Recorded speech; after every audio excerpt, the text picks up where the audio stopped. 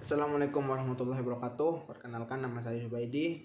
Saya dari kelompok 5 dan kelompok saya akan mempresentasikan tentang teori ekonomi klasik. Dan saya akan memperkenalkan nama kelompok 5. Yang pertama Naura Rizka Kamilia, yang kedua Zainun Nikmah Amelia Elsafiani, yang ketiga Ahmad Junaidi, dan yang keempat Subaidi. Dan saya akan membacakan presentasi yang pertama, yaitu tentang pengertian teori ekonomi klasik. Ekonomi klasik secara umum dianggap sebagai perkembangan aliran modern pertama dalam sejarah ekonomi. Ekonomi klasik menyatakan bahwa pasar bebas akan mengatur dirinya sendiri jika tidak ada campur tangan dari pihak apapun. Para ahli klasik yang berpendapat jika perekonomian pada suatu negara dapat tumbuh dan juga berkembang jika dititik beratkan kepada pasar. Selain itu, peran pemerintahan juga sangat membantu laju perkembangan suatu dalam negara. Pemikiran dan pengembangan aliran di antara lain: 1. Adam Smith 1723 sampai 1790, dan 2. David Ricardo 1772 sampai 1823. 3. Thomas Robert Malthus 1776 sampai 1834. Dan keempat adalah John Stuart Mill. Yang kelima adalah Jean Baptiste Say. Dan yang kedua akan dilanjutkan oleh Zainun Nimah Amelia Elsafiani. Isi teori dari beberapa ahli ekonomi klasik. Pertama, Adam Smith. Menurut Adam Smith, untuk berlakunya perkembangan ekonomi ini diperlukan adanya spesialisasi atau pembagian kerja, sehingga produktivitas dari tenaga kerja pun akan bertambah. Pasar pun harus seluas mungkin agar dapat menampung hasil dari produksi, sehingga perdagangan internasional dapat banyak menarik perhatian. Dikarenakan hubungan dari perdagangan internasional itu dapat menambah luasnya pasar. Jadi pasar terdiri dari pasar luar negeri dan juga pasar dalam negeri. Sekali pertumbuhan itu dimulai, maka ia akan bersifat kumulatif, yang artinya bila ada pasar dan ada akumulasi kapitalnya, pembagian kerja akan terjadi, sehingga akan menaikkan tingkat produktivitas tenaga kerja.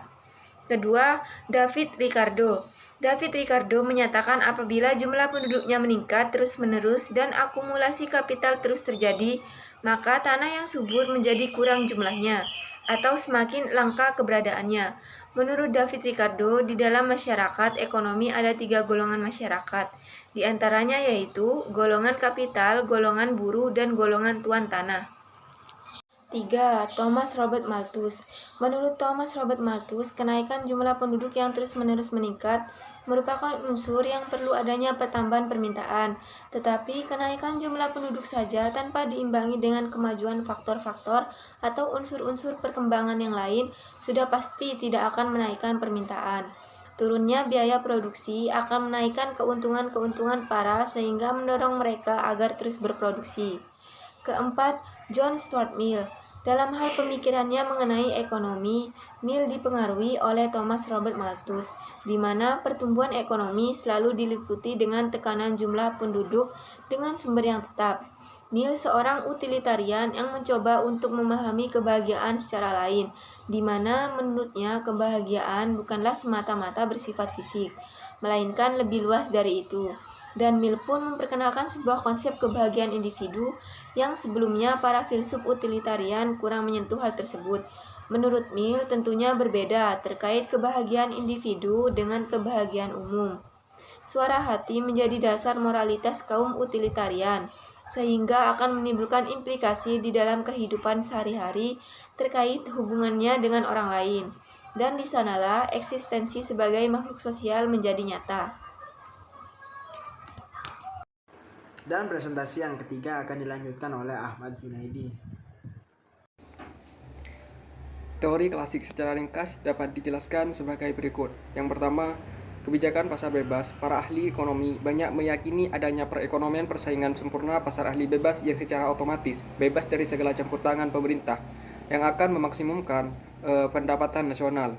B. Menumpuk modal, kecuali kunci ke arah kemajuan semua kaum klasik memandang pemupukan modal sebagai kunci kemajuan. Karena itu mereka menekankan jika betapa pentingnya arti tabungan dalam jumlah besar.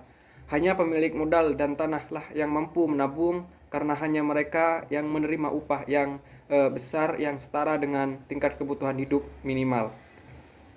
C. Keuntungan merangsang baik investasi. Menurut kaum klasik, keuntungan merangsang investasi. Semakin besar keuntungan, semakin besar pula akumulasi modal dan investasi. D. Keuntungan cenderung menurun. Keuntungan tidak akan naik secara terus-menerus, tetapi cenderung menurun apabila persaingan untuk menghimpun modal antar kapitalis meningkat. E. Keadaan stasioner. Semua ahli teori klasik meramal dan timbulnya keadaan stasioner pada akhir proses pemupukan modal. Sekali keuntungan mulai menurun, proses ini akan berlangsung terus sampai keuntungan menjadi nol. Teori klasik tentang garis besar dalam pembangunan. Kenaikan keuntungan yang diharapkan dapat menaikkan investasi sehingga menambah stok modal yang telah ada dan mendorong penyempurna teknik. Kenaikan dalam memupukkan modal menaikkan jumlah cadangan upah. Sebagai akibatnya, upah naik. Upah yang lebih tinggi mengundang pertumbuhan penduduk yang menyebabkan permintaan akan makanan menjadi meningkat. Produksi makanan ditingkat dengan menggunakan buruh dan modal tambahan, namun hasil yang semakin menurun pada tanah akan berakibatkan upah buruh menjadi naik. Akibat upah naik, harga kebutuhan pokok akan naik dan sebaliknya sewa naik, upah naik. Oleh karena itu, keuntungan akan berkurang. Penurunan keuntungan menandakan penurunan dalam investasi, menghambat kemajuan teknologi, mempersusut cadangan upah, serta memperlambat pertumbuhan penduduk dan pembukaan modal.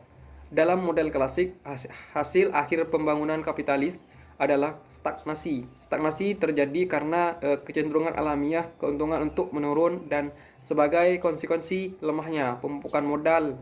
Jika hal ini terjadi, pembukaan modal terhenti, penduduk mandek, dan keadaan stasioner terjadi.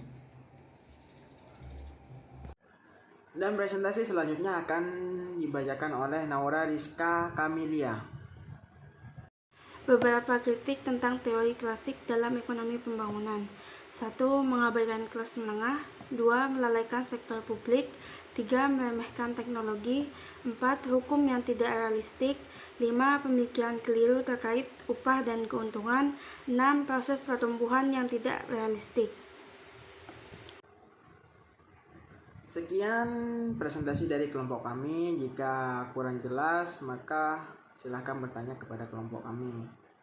Dan jika ada salah tutur kata, saya meminta maaf. Wassalamualaikum warahmatullahi wabarakatuh.